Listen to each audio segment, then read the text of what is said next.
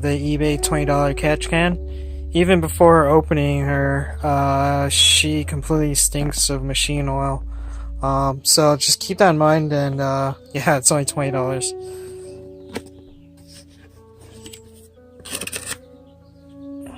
Fittings and a couple clamps and some extra screws for mounting catch can itself. Yeah, don't use that.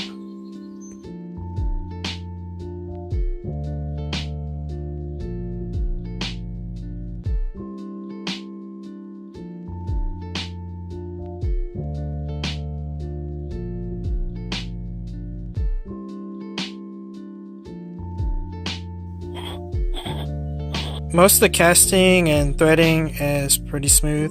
The filter area, it looks like they drilled it up, but there's a lot of tiny bits in there that looks like it needs to be cleaned up. A little bit of elbow grease and all the ports are clean. It does include a dipstick. It has 3 notches on there for $20 and some change. It includes everything that you need for a simple catch can setup, and